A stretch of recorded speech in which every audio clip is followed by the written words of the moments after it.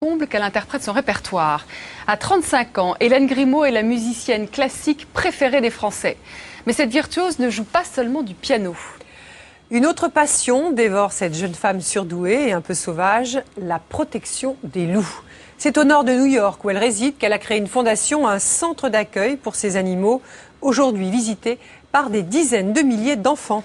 C'est le portrait de cette star des claviers qui parle à l'oreille des loups que vous allez découvrir.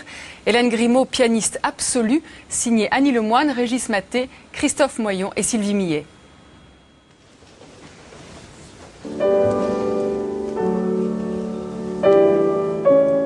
S'approcher, cerner le mystère, tenter de comprendre le fonctionnement de cette jeune femme hors norme.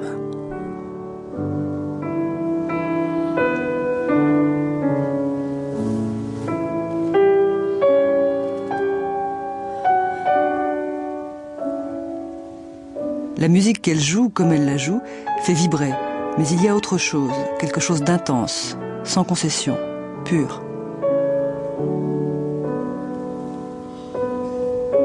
Sa base, son ancrage dans sa vie de musicienne, c'est ici. Dans la campagne, à 1 heure de New York, elle a fondé à force d'obstination et de volonté un centre pour les loups, le New York Wolf Center, destiné à leur sauvegarde.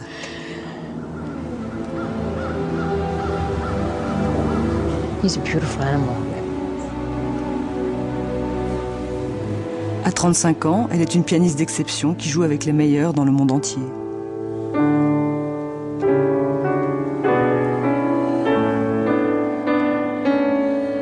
C'est au contact de la nature et des loups, espèce sauvage pour laquelle elle a eu un véritable coup de foudre, qu'elle se ressource. On dirait qu'ils se sont reconnus, ils ont peut-être flairé, repéré sa part indomptable. C'est un lien d'amour qui les unit, elle sait communiquer avec eux, elle connaît leur langage.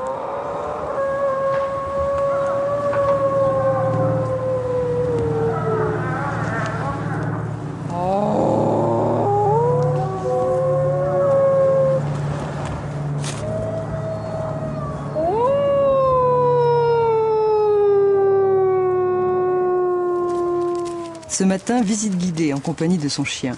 Le centre qu'elle a créé il y a 7 ans fonctionne avec quelques permanents et de nombreux bénévoles, en liaison avec les autorités américaines. Alors, la première étape, c'est le Animal Care Shed. C'est là où les bénévoles viennent storer la nourriture dans le walk-in freezer. Comment appelez-vous ça en walk-in freezer?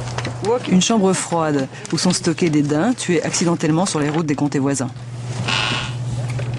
Donc ça, c'est pour tous les loups qui sont destinés à être relâchés, qui font partie de ce programme SSP, Species Survival Plan, ne sont nourris que de carcasses entières.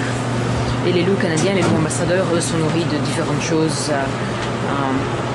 bœuf, foie, poulet, aussi du daim, mais seulement une fois par semaine, et poisson et toutes sortes de choses. Ça, C'est la nourriture pour vous loups, en fait. oui, oui. Que pour les bénévoles aussi, parfois, quand il ne reste plus rien.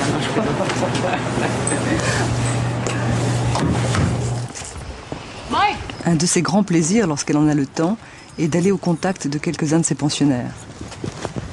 Did you see Sue somewhere? Les toucher, échanger des regards. Ok. Good morning. Sa passion pour les loups a débuté par une rencontre. Une nuit, en Floride où elle vivait, alors qu'elle promène son chien, elle croise un homme accompagné d'une louve, à l'Iowa. Lucas. Choc, évidence. Le lien avec l'animal est déterminant. Pour eux, pour les loups, si souvent craints et mal aimés, elle a fondé ce centre.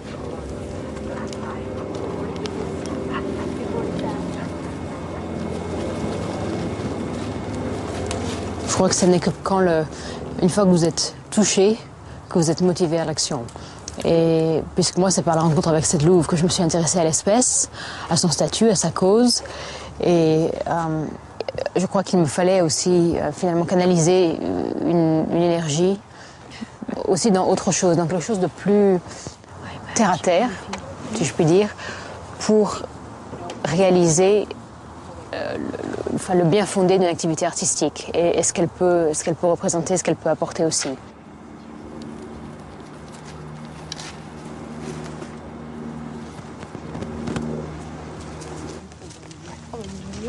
Because this is my favorite album. Vous n'avez jamais peur quand vous êtes avec eux? Parce que vous êtes une pianiste, on vous voit à main nue en train de les caresser. Non, je n'ai pas peur dans la mesure où le loup est un animal intensément social. Il est tout à fait possible de rester en sécurité. Il faut simplement connaître leurs règles de comportement et pouvoir, justement, par cette concentration, par cette attention de tout instant, être, voilà, pas à l'affût, pas sur ses gardes, mais conscient de ce qui peut se passer. Et dans ce cas-là, on est tout à fait safe. Voilà. En sécurité. En sécurité. Il n'empêche que vous prenez des risques. Oui, mais vous savez, il peut m'arriver, je peux me faire coincer un doigt dans une porte de taxi, dans la précipitation, en arrivant à l'aéroport, ça, à la limite, je veux dire, ce n'est pas quelque chose qui me préoccupe.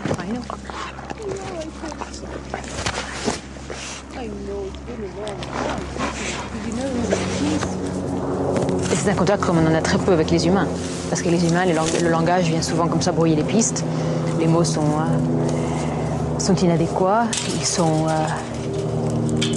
ils prêtent souvent à fausses impressions, fausses interprétations, alors que là, il n'y a pas de possibilité de se méprendre. Donc on est vraiment plus dans la vérité, dans l'échange. Est-ce que vous expliquez, vous, que vous ayez un contact privilégié avec eux? Est-ce que vous savez pourquoi? Non, je ne sais pas. Peut-être que ce n'est même pas à moi de le dire. Mais comme eux, ils ne le diront pas non plus. Ah oui, justement, donc ça reste mystérieux. Peut-être, je me dis, parfois, il vaut mieux ne pas trop toujours chercher à pénétrer un mystère. Finalement, il y a plus d'éclat intact que dévoilé. Ne pas chercher à pénétrer le mystère, on dirait un conseil amical. Transmettre au public, et notamment aux enfants, ses convictions, sa passion, c'est pour ces raisons que le centre est ouvert 2 fois par semaine. Aujourd'hui, c'est Barry, le directeur du centre, qui dirige les opérations. Au-delà, encore une fois, de ce qu'ils viennent apprendre ici sur la biologie, l'écologie, la préservation de l'espèce, la préservation de la nature, en quoi ça concerne les humains, et il y a aussi le fait qu'ils réalisent qu'ils ont un rôle à jouer, que leur vie compte, qu'ils peuvent influencer leur entourage, aussi jeunes et peut-être désemparés qu'ils se pensaient. Il y a déjà maintenant quelque chose à faire tous les jours, et que cette responsabilité nous incombe, et que c'est la responsabilité de chacun chaque jour qui passe.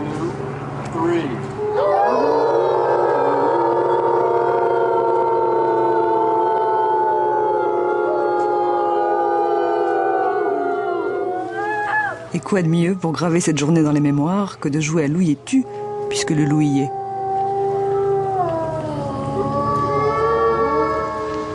Mais voilà le fondement de sa vie, la musique. Nous sommes à Berlin où ce soir elle joue Brahms dans la prestigieuse salle de la Philharmonie. Elle arrive à la dernière minute à la répétition, juste à l'heure. Pas besoin d'un sas, d'une transition. Le passage